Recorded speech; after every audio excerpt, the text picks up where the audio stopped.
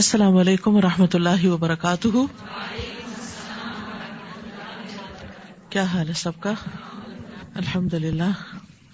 نحمده ونصلی علی رسولہ الکریم. اما بعد فاعوذ باللہ من الشیطان الرجیم. بسم اللہ الرحمن الرحیم. رب اشرح لی صدری ویسر لی امری واحلل عقدۃ من لسانی یفقہوا قولی. جہاں علم حاصل کرنے کے فائدے ہوتے ہیں وہاں علم نہ ہونے کے نقصانات بھی ہوتے ہیں. لا علمی اپنی اور دوسروں کی گمراہی کا باعث ہوتی ہے. مثلاً ایک ماں اگر جاہل ہے، لا علم ہے، تو وہ خود بھی بھٹکی ہوئی ہوگی اور اپنے بچوں کو بھی بھٹکا دے گی. اور اسی طرح وہ تمام لیڈرز جو خود صحیح طور پر علم نہیں رکھتے، جب وہ بغیر علم کے بات کرتے ہیں تو ان کی بات جہاں تک پہنچتی ہے ان لوگوں کی بھی گمراہی کا باعث بنتی ہے. قرآن مجید میں اللہ تعالیٰ فرماتے ہیں وَإِنَّ كَثِيرًا لَيُضِلُّونَ بِأَهْوَائِهِمْ بِغَيْرِ عِلْمٍ إِنَّ رَبَّكَ هُوَ أَعْلَمُ بِالْمُعْتَدِينَ. اور بہت سے لوگ ایسے ہیں جو بغیر علم کے محض اپنی خواہشات کے پیچھے لگ کر دوسروں کو بہکاتے رہتے ہیں. آپ کا رب ایسے حد سے بڑھ جانے والوں کو خوب جانتا ہے. رسول اللہ صلی اللہ علیہ وسلم نے فرمایا 2 خصلتیں ایسی ہیں جو منافق میں کبھی جمع نہیں ہو سکتی: اچھا اخلاق اور دین کی سمجھ. اور جب انسان دین کی سمجھ حاصل نہیں کرتا اور غفلت میں زندگی بسر کرتا ہے تو پھر دل پہ مہر لگ جاتی ہے. کذالک یطبع اللہ علی قلوب الذین لا یعلمون. اسی طرح اللہ ان لوگوں کے دلوں پہ مہر لگا دیتا ہے جو علم نہیں رکھتے. بن باز کہتے ہیں انسان جب علم کی مجلسوں میں حاضر نہ ہو، نہ ہی خطبہ سنے اور اسے اس کی پرواہ بھی نہ ہو کہ اہل علم کیا بتاتے ہیں، تو اس کی غفلت بڑھتی جائے گی اور اس کا دل سخت ہو جائے گا، یہاں تک کہ اس پر مہر لگا دی جائے گی تو وہ غافلوں میں شمار ہوگا. تو اللہ تعالیٰ ہمیں اس سے محفوظ رکھے. 29واں پارہ. اعوذ باللہ من الشیطان الرجیم. بسم اللہ الرحمن الرحیم. تبارک الذی بیدہ الملک وهو على كل شيء قدير. الذي خلق الموت والحياة ليبلوكم أيكم أحسن عملا وهو العزيز الغفور. الذي خلق 7 سماوات طباقا ما ترى في خلق الرحمن من تفاوت فارجع البصر هل ترى من فطور. شروع کرتی ہوں اللہ کے نام سے جو بے انتہا مہربان نہایت رحم فرمانے والا ہے. سورۃ الملک. سورۃ الملک سفارش کرنے والی سورت ہے. نبی صلی اللہ علیہ وسلم نے فرمایا بے شک قرآن میں 30 آیات پر مشتمل ایک سورت ہے. وہ ایسی ہے کہ جس نے ایک آدمی کے حق میں سفارش کی حتیٰ کہ اسے بخش دیا گیا. یہ عذاب قبر کو روکنے والی سورت ہے. آپ صلی اللہ علیہ وسلم رات اس وقت تک نہیں سوتے تھے جب تک سورۃ السجدہ اور تبارک الذی بیدہ الملک نہ پڑھ لیتے. تو اس لیے ہم سب کے لیے بھی فائدہ اسی میں ہے کہ ہم اس کو زبانی یاد کر لیں اور رات سونے سے پہلے پڑھنے کی عادت ڈالیں، کیونکہ ایک دن اپنے ان بستروں پر ہمیں نہیں سونا، قبر میں جا کے سونا ہے. اور قبر ایک وحشت والی اندھیرے والی جگہ ہے جس میں روشنی قرآن ہی سے ہوگی. اس لیے رات کو سوتے وقت اس سورت کو پڑھنا اپنے لیے لازم کر لیں. تبارک الذی بیدہ الملک وہو علی کل شیء قدیر. بابرکت ہے وہ ذات جس کے ہاتھ میں کائنات کی سلطنت ہے اور وہ ہر چیز پر قادر ہے. یعنی وہ سب سے بلند و بالا ہے، سب بھلائیاں اور سب خیر اسی کی ذات سے ہیں اور وہ ہر چیز پر قادر ہے، سب کچھ کر سکتا ہے.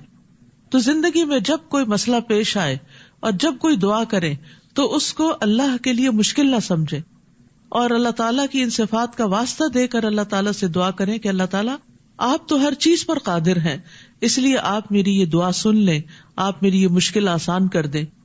عموماً ہم دعا کرتے ہیں لیکن پورے دل جمعی کے ساتھ نہیں کرتے، یقین کے ساتھ نہیں کرتے، اس ایمان کے ساتھ نہیں کرتے کہ اللہ تعالیٰ سب کچھ کر سکتا ہے. تو پھر ہمارے دل کے اندر وہ قبولیت کی امید بھی نہیں آتی.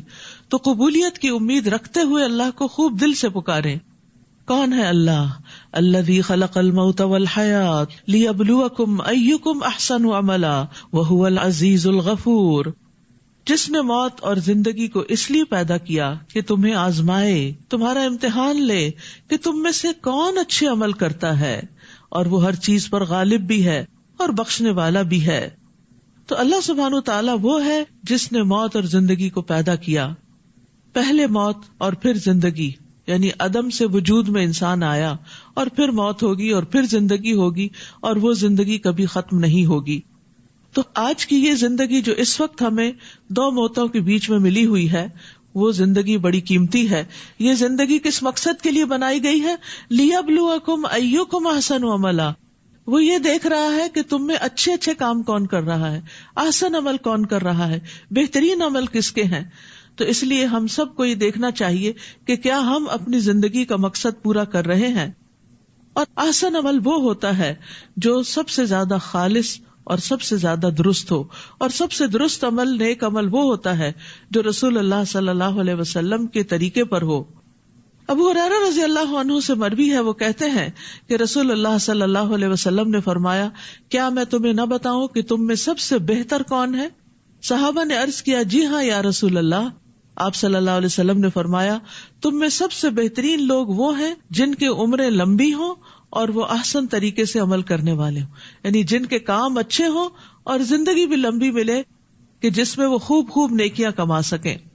تو ہم جو بھی کام کریں اسے اچھے طریقے سے کرنا چاہیے، خواہ وہ عبادت ہو، خواہ وہ معاملات ہو، خواہ وہ اخلاق ہو، کوئی بھی چیز ہو، اپنے طور پر اپنی پوری کیپیسٹی کے ساتھ، اپنی پوری کوشش کے ساتھ انسان اس کو اچھے سے اچھا کرنے کی کوشش کرے، سر سے نہ اتارے.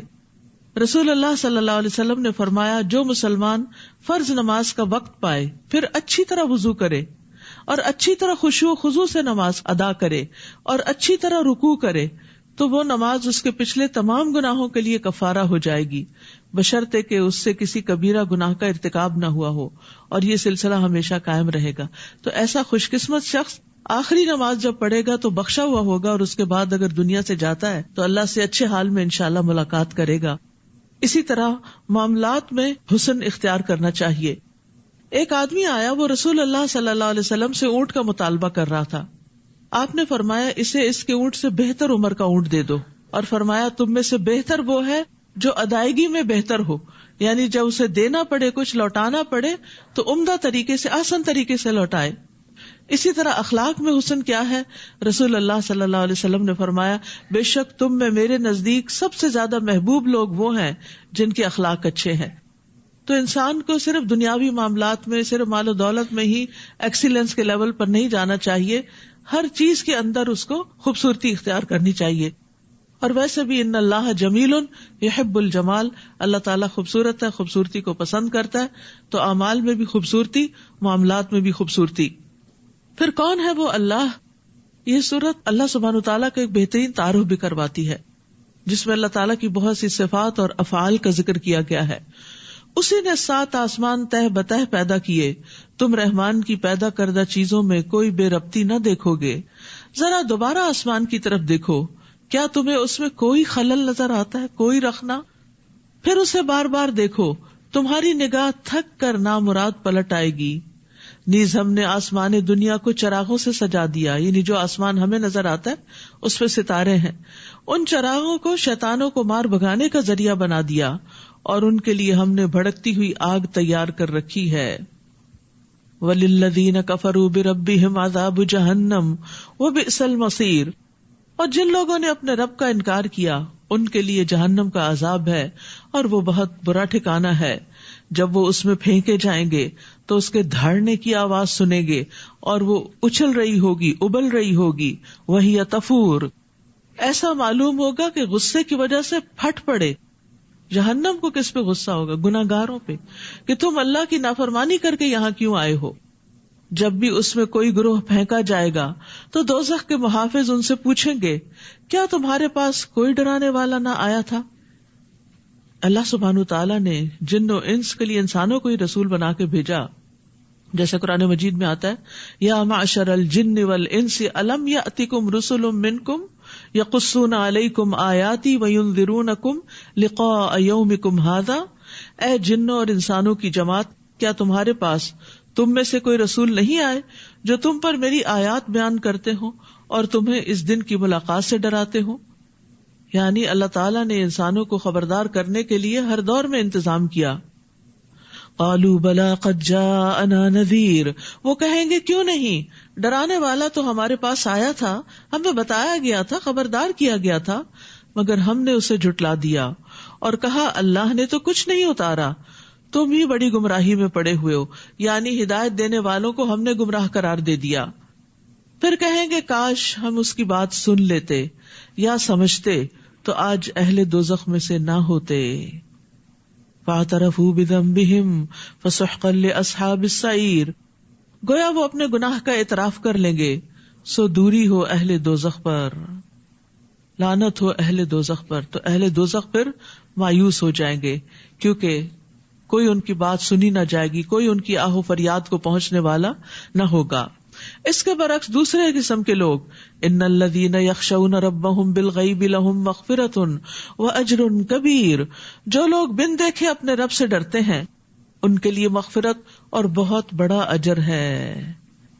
بن دیکھے یعنی اللہ سبحانہ تعالیٰ کو دیکھا نہیں انہوں نے، لیکن پھر بھی اللہ سے ڈرتے ہیں، یعنی اللہ سبحانہ تعالیٰ کے ڈر سے کام کرتے ہیں، چاہے وہ لوگوں کے سامنے ہو یا پھر وہ چھپ کر کام کر رہے ہوں.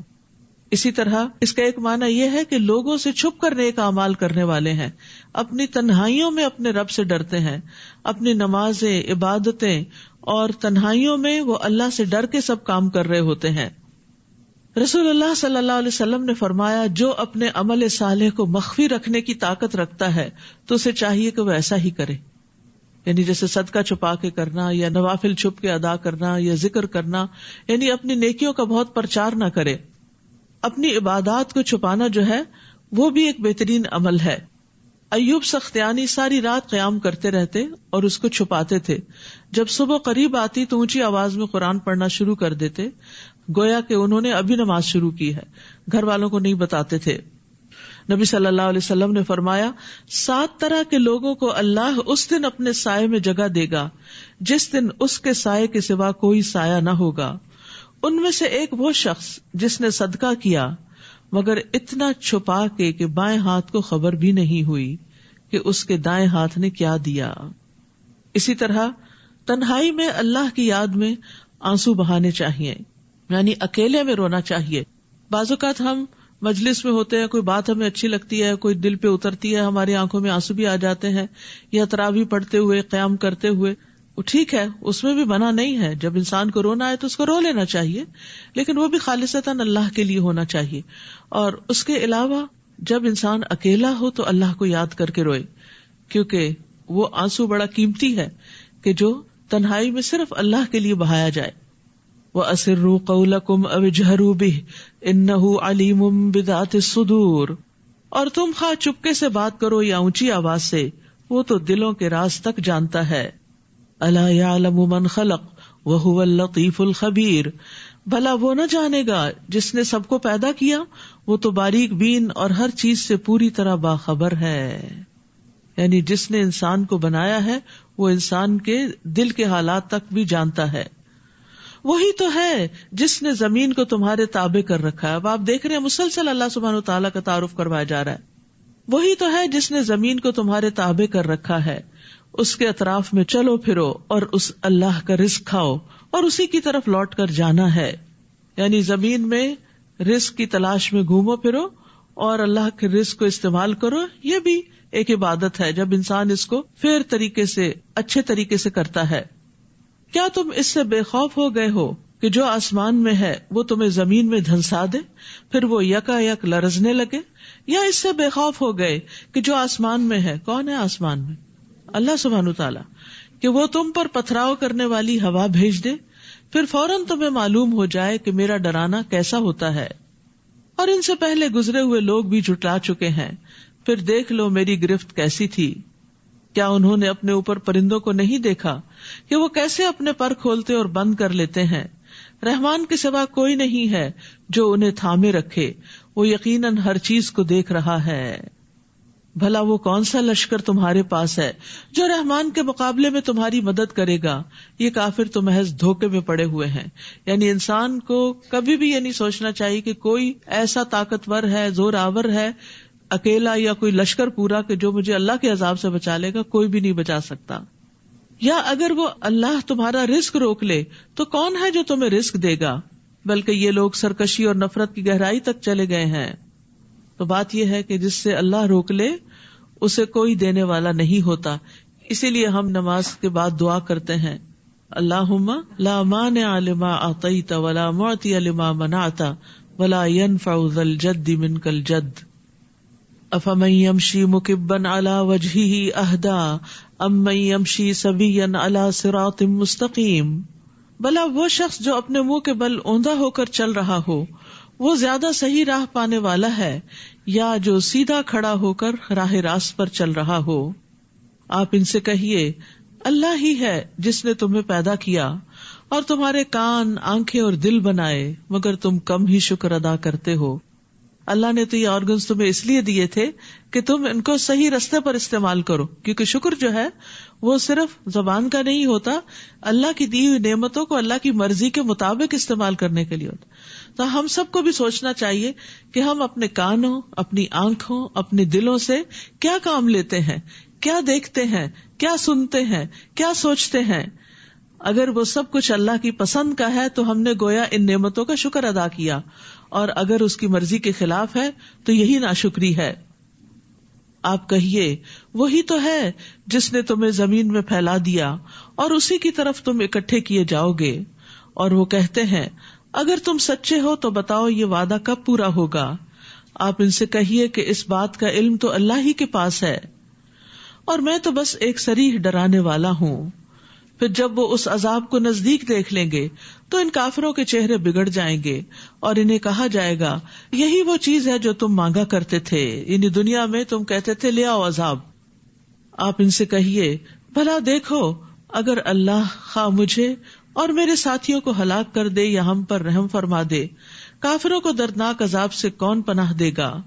آپ ان سے کہیے، وہی رحمان ہے جس پر ہم ایمان لائے اور اسی پر ہم نے بھروسہ کیا۔ اب تمہیں جلد ہی معلوم ہو جائے گا کہ صریح گمراہی میں کون ہے۔ قل ارأیتم ان اصبح ماؤکم غورا فمن یأتیکم بماء معین۔ آپ ان سے پوچھئے، بھلا دیکھو اگر تمہارا پانی گہرائیوں میں اتر جائے تو کون ہے جو تمہیں بہتا ہوا پانی لا کر دے گا؟ یہ اللہ ہی ہے جو ہمارے گناہوں کے باوجود ہم سے اپنا پانی نہیں روکتا، ورنہ اگر زمین کی بالکل گہرائیوں میں پانی اتر جائے اور لاوے کے ساتھ مل کے بھاپ ہی بن جائے تو ہم کہاں سے پانی لائیں گے؟ اگر آسمان سے اللہ بارش نہ برسائے تو ہم کہاں سے پانی لائیں گے؟ لہٰذا یہ اللہ تعالیٰ کی بہت بڑی نعمت اور رحمت ہے کہ وہ ہمارے گناہوں کے باوجود ہمیں پلا رہا ہے، جس پر ہماری زندگی کا انحصار ہے۔ سورۃ القلم۔ بسم اللہ الرحمن الرحیم۔ نون والقلم وما يسطرون ما أنت بنعمة ربك بمجنون وإن لك لأجرا غير ممنون وإنك لعلى خلق عظيم۔ شروع کرتی ہوں اللہ کے نام سے جو بے انتہا مہربان نہایت رحم فرمانے والا ہے۔ نون والقلم وما یسطرون۔ نون قسم ہے قلم کی اور اس کی جو کاتبان وحی لکھتے ہیں۔ اللہ سبحانہ تعالیٰ نے قلم کی قسم کھائی ہے کیونکہ اس کے ساتھ تمام الہامی کتابیں لکھی گئیں اور باقی علوم بھی اسی کے ساتھ ضبط کیے گئے۔ اللہ سبحانہ تعالیٰ نے قلم کو یہ شرف بھی بخشا کہ اسے اپنے ہاتھوں سے پیدا کیا۔ 4 چیزیں اللہ نے اپنے ہاتھ سے پیدا کی، عرش، قلم، آدم اور جنت عدن، اور پھر باقی مخلوق سے کہا کہ ہو جاؤ تو وہ بن گئی۔ اسی طرح ایک روایت میں آتا ہے کہ اللہ نے سب سے پہلے قلم کو پیدا کیا، تو اسے اپنے دائیں ہاتھ میں پکڑا اور اللہ کے دونوں ہاتھ دائیں ہیں. پھر اس نے دنیا کو اور دنیا میں کیے جانے والے ہر عمل اور معمول کو، نیکی و بدی اور خوش کو تر کو لکھا اور سب چیزوں کو اپنے پاس ذکر میں شمار کر لیا، یعنی لوح محفوظ میں رکھا. یعنی اللہ تعالیٰ کا یہ علم سابق ہے، یعنی پہلے سے ہی اللہ کو پتہ. لکھنے کا مطلب کیا؟ اللہ سبحانہ و تعالیٰ کو پہلے سے ہی پتا ہے کہ میں جس مخلوق کو پیدا کروں گا اور اس کو کچھ بھی اختیار اور ارادہ دوں گا تو وہ کیا کیا کرے گی، اور مختلف چیزوں کے جو پیدا کی گئی کریشنز ان کے فنکشنز کیا ہوں گے. پھر اسی طرح انسان کا نامہ اعمال بھی لکھا جاتا ہے. رسول اللہ صلی اللہ علیہ وسلم نے فرمایا، بے شک بائیں طرف والا فرشتہ 6 گھڑیاں مسلمان خطا کرنے والے یا گناہ گار بندے سے اپنا قلم اٹھائے رکھتا ہے. تو یہ جو کرامن کاتبین ہے یہ بھی قلم سے ہی لکھتے ہیں. جب وہ کوئی گناہ کرتا ہے تو وہ روک لیتے ہیں قلم کہ شاید یہ توبہ کر لے. پھر اگر وہ شرمندہ ہو اور اللہ سے اس گناہ سے استغفار کر لے تو وہ قلم رکھ دیتا ہے، ورنہ ایک گناہ لکھ لیتا ہے. اور قلم نے ایک مرتبہ سجدہ بھی کیا تھا. ابو ہریرہ کہتے ہیں نبی صلی اللہ علیہ وسلم کے پاس سورۃ النجم لکھی گئی. جب آپ سجدے والی آیت پر پہنچے تو آپ نے سجدہ کیا، ہم نے بھی آپ کے ساتھ سجدہ کیا، اور دوات اور قلم نے بھی سجدہ کیا، یعنی وہ بھی جھک گئے. ما انت بنعمت ربک بمجنون. قلم اس بات پہ گواہ ہے، یعنی علم کی بنا پر اور علم کی روشنی میں یہ گواہی دی جاتی ہے کہ آپ اپنے رب کے فضل سے دیوانے نہیں ہیں، جیسا کہ آپ کے مخالفین آپ پر الزام لگا رہے تھے. اور یقیناً آپ کے لیے ایسا اجر ہے جس کا سلسلہ کبھی منقطع ہونے والا نہیں. یعنی آپ کا اجر، آپ نے جو بھی اعمال کیے ان کا سلسلہ مرنے کے بعد ختم نہیں ہوا، کیونکہ قرآن سارے کا سارا آپ کے ذریعے ہم تک پہنچا. ہم قرآن مجید میں سے ایک حرف بھی پڑھتے ہیں تو اس کی اگر 10 نیکیاں ہمیں ملتی ہیں تو اس کی نیکیاں نبی صلی اللہ علیہ وسلم کو بھی ملتی. تو امت میں سے جتنے بھی لوگ ہیں جو بھی قرآن پڑھتا ہے دن کو یا رات کو، دیکھ کے یا زبانی، کچھ حصہ نمازوں میں یا بغیر نماز کے، اس سارے پڑھنے کا ثواب نبی صلی اللہ علیہ وسلم کو جاتا ہے. اسی طرح اس قرآن کے جو احکامات پر ہم عمل کرتے ہیں، مثلا یہ کہتا ہے نماز پڑھو تو ہم نماز پڑھتے ہیں، اس کا اجر بھی نبی صلی اللہ علیہ وسلم کو جاتا ہے، کیونکہ آپ کے ذریعے ہی ہمیں ملا. پھر اسی طرح آپ کی احادیث ہیں، پھر اسی طرح آپ کی سیرت ہے کہ آپ کی سیرت سے انسپائر ہو کے ہم جو کچھ کرتے ہیں وہ سب اجر بھی آپ کو جاتا ہے. تو ان لک لاجرا غیر ممنون، آپ کے اجر کا وہ سلسلہ ہے جسے کبھی ختم ہونا ہی نہیں. اور آپ یقیناً اخلاق کے بڑے بلند مرتبے پر فائز ہیں. اور آپ کا اخلاق بھی کیا تھا؟ قرآن تھا. آپ صلی اللہ علیہ وسلم نے فرمایا مجھے اچھے اخلاق کی تکمیل کے لیے بھیجا گیا، اور آپ کے اچھے اخلاق کی گواہی آپ کے گھر والوں نے دی. حضرت عائشہ کہتی ہیں کہ آپ صلی اللہ علیہ وسلم کا اپنے گھر والوں کے ساتھ اخلاق بہت بہترین تھا. آپ سب سے زیادہ اچھے اخلاق والے تھے. آپ کوئی بےہودہ کام یا فحش گفتگو کرنے والے نہ تھے، نہ ہی بازاروں میں شور و غل کرنے والے، نہ برائی کا بدلہ برائی سے دیتے تھے، بلکہ معاف کرتے اور درگزر فرماتے تھے. تو یہ اچھے اخلاق کی علامات ہیں جو حضرت عائشہ سے بیان ہوئی ہیں. اچھا اخلاق جو ہے وہ ایمان کی تکمیل کرتا ہے. مومنوں میں سب سے زیادہ کامل ایمان والے وہ مومن ہوتے ہیں جن کا اخلاق اچھا ہوتا ہے. اسی طرح اسلام کی خوبصورتی جو ہے وہ اچھے اخلاق کے ساتھ ہے. میزان میں سب سے بھاری نیکی عمدہ اخلاق ہے، اور جنت میں خوبصورت گھر اس کا ہے کہ جو اپنے اخلاق کو عمدہ بنا لے. فَسَتُبْصِرُ وَيُبْصِرُونَ بِأَيِّكُمُ الْمَفْتُونَ. ان قریب آپ بھی دیکھ لیں گے اور وہ بھی دیکھ لیں گے کہ تم میں سے کون جنون میں مبتلا ہے. بلا شبہ آپ کا رب خوب جانتا ہے کہ کون اس کی راہ بھول گیا ہے اور کون سیدھے راستے پر ہے. لہٰذا آپ ان جھٹلانے والوں کی بات نہ مانیے. وہ تو چاہتے ہیں کہ آپ نرم رویہ اختیار کریں تو وہ بھی نرم ہو جائیں. اور ہر قسمیں کھانے والے ذلیل کی بات نہ مانیے، یعنی جھوٹی قسم کا سہارا لینے والے کی بات کو قبول نہ کیجیے. یعنی کسی کے دباؤ میں آ کر جو قسم کھاتا ہے وہ بہت بڑا جرم کرتا ہے، اور دباؤ میں آ کر انسان عموماً سچی قسم نہیں جھوٹی قسم ہی کھاتا ہے. نبی صلی اللہ علیہ وسلم نے فرمایا جو کسی کے دباؤ میں آ کر جھوٹی یا سچی یعنی جو بھی قسم کھا لے تو اسے چاہیے کہ اس کے سبب اپنا ٹھکانہ جہنم میں بنا لے. اس لیے قسم بہت سوچ سمجھ کے کھانی چاہیے. ہمازٍ مشاء بنمیم، جو تانے دینے والا اور چغلیاں کھاتا پھرتا ہے.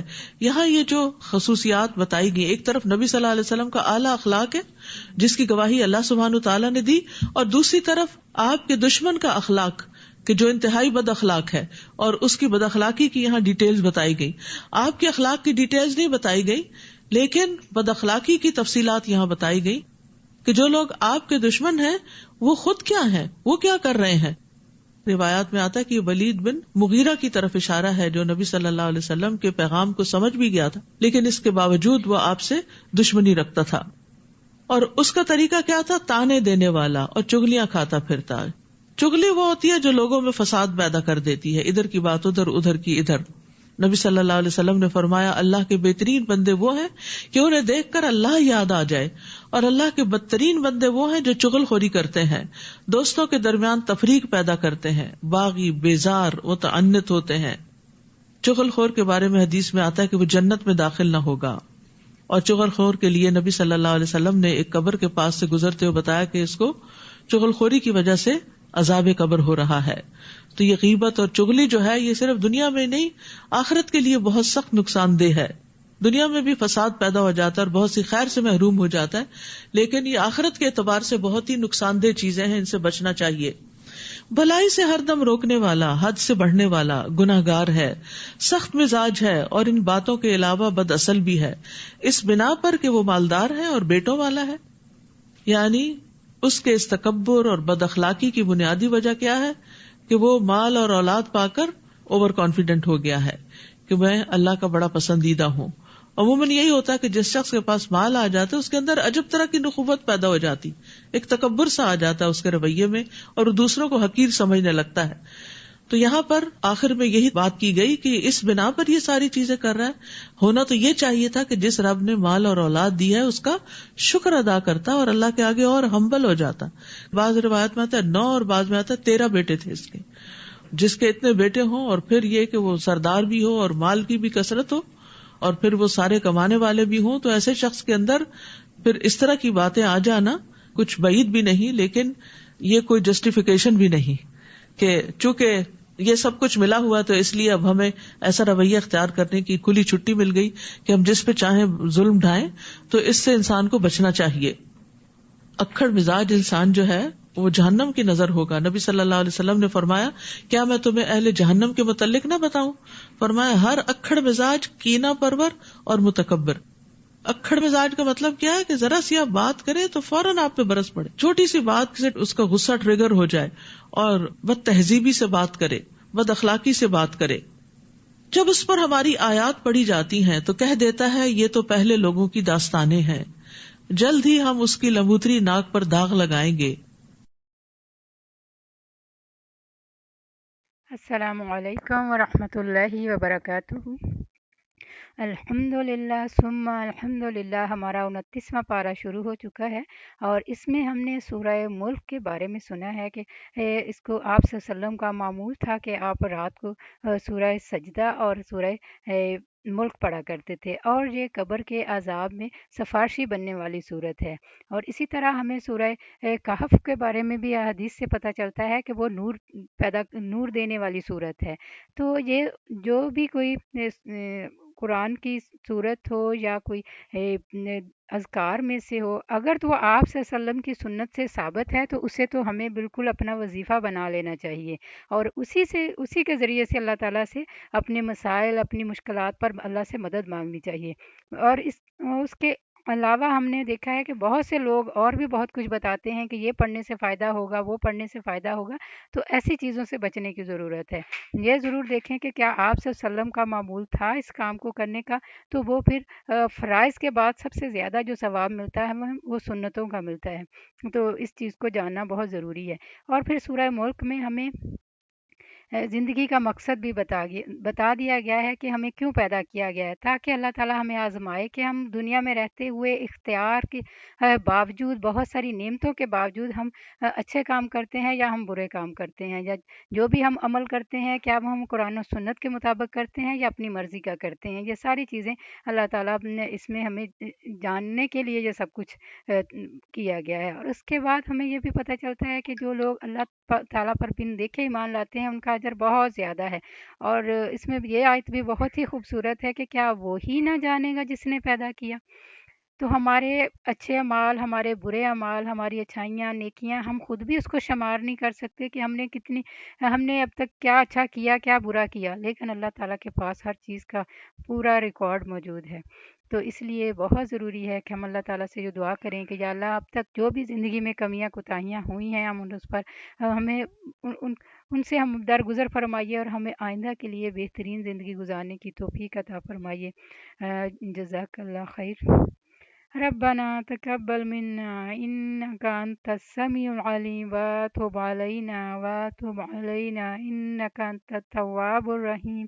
سبحان ربك رب العزة عما يصفون سلام على المرسلين الحمد لله رب العالمين. سبحانك اللهم وبحمدك أشهد أن لا إله إلا أنت أستغفرك وأتوب إليك. السلام علیکم ورحمۃ اللہ وبرکاتہ.